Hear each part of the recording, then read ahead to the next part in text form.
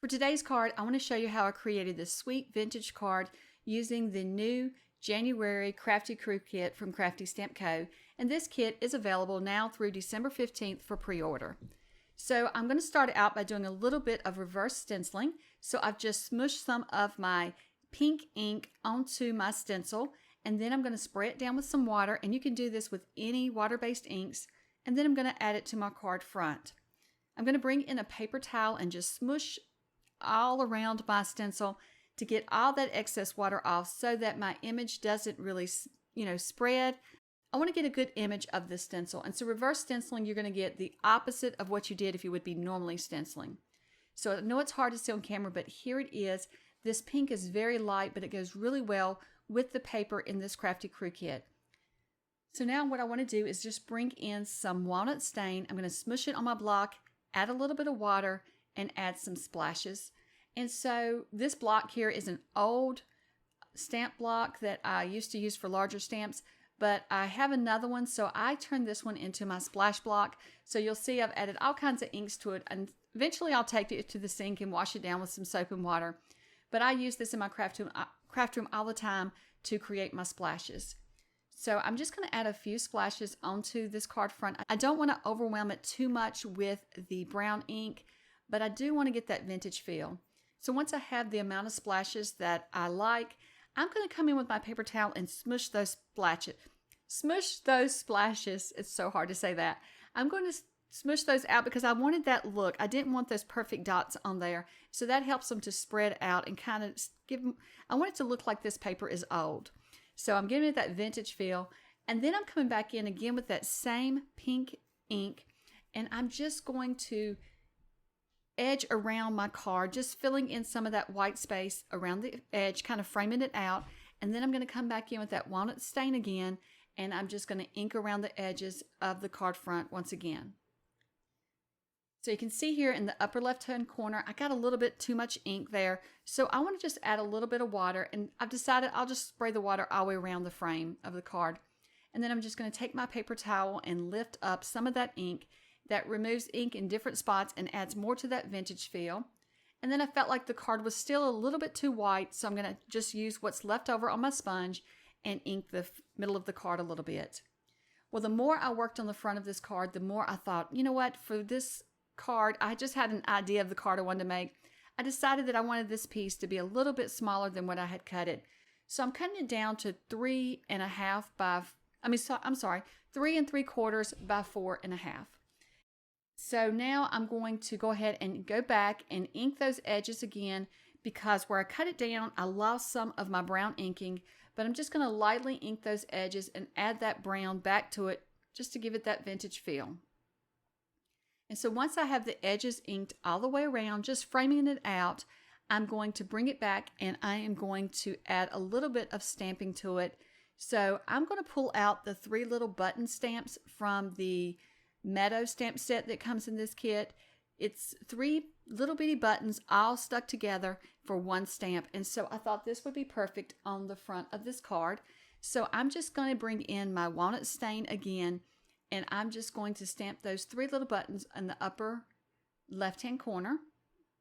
I am going to test it out on this little piece of scrap paper just to make sure I get the right pressure. First off, I've never used this stamp yet, so I like to stamp my stamps a few times before I actually stamp them on my actual project. And then I just want to get a feel for it too with this stamp block of how much pressure I need to add to get a perfect image. And so there you have it. I love how those little buttons look. So that's all I'm going to add in that upper little corner there.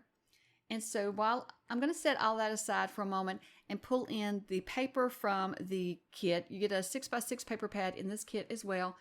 So what I'm going to do is I have 2 strips here that I've cut down to a 1/2 inch wide, and they're about the length of the paper. They were actually scraps, but one of them I think was 6 inches, the other one was close to 6 inches long. And then I'm just going to cut them down, and you can see here I'm cutting a slant on the end of each one, but each end is going to be opposite. So one slant will be one direction, and on the other end I'm going to cut the slant the opposite direction. Hopefully that makes sense. And I'm laying the pieces on top of each other when I do that, so that I get the exact same cut in each one. And you'll see in a moment why I do that and what we're creating with that. I want it to go across the whole card which is 4¼ inch wide card.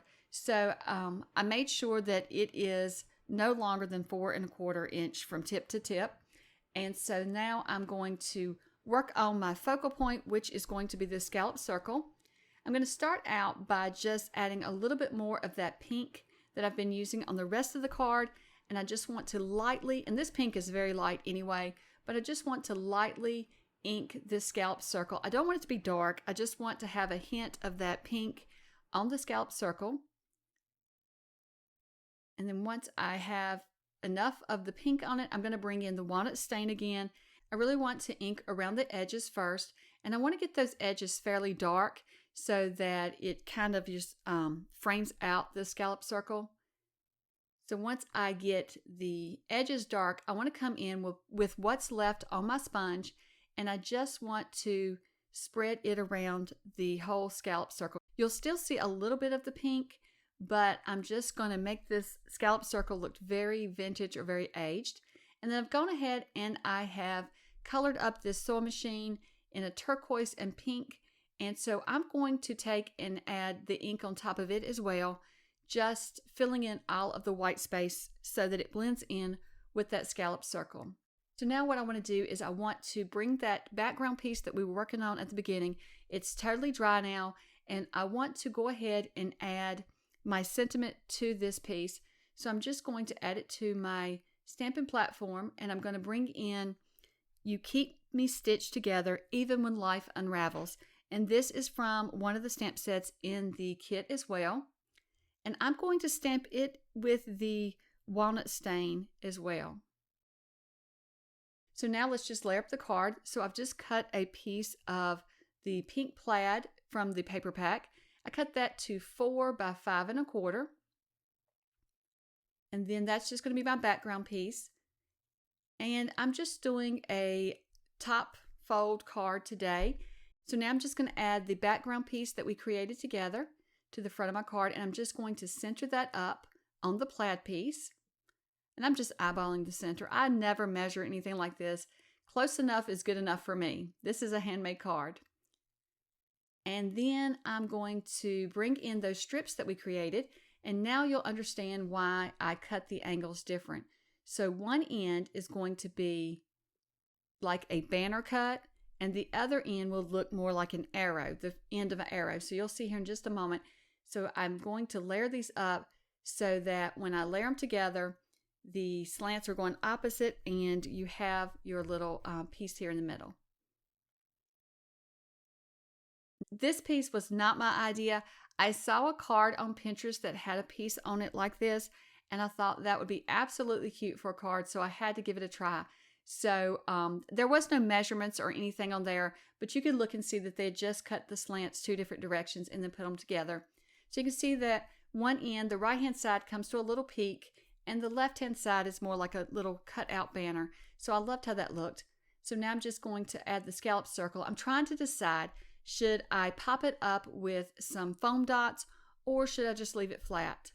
And I believe I'll just leave it flat this time because I could have popped it up, but then I was thinking this might be a card that I mail, and I'm uncertain when it comes to mailing things how thick it can be. So I always err on the side of caution and just make a lot of my cards flat. So I'm just going to add the sewing machine to the scallop circle as well. I thought this sewing machine was very cute. I have colored it up in pink, and I've colored it up in this turquoisey blue color, and it's absolutely adorable. But I think you could color it up in gray. You could actually color it in any color combination that you liked, and it was really easy to color. So here is my completed card. I will link below to the Crafty Crew Kit. Go over there and check it out. All of the information is on the listing on how to order the Crafty Crew Kit. And also you can see my unboxing video. I will link that below as well so you can see what all comes in the Crafty Crew Kit. Well, I hope that you've enjoyed seeing me create this card. I hope it inspires you to get out your paper and create something today. And thank you so much for watching, and I hope you have a wonderful day. Bye.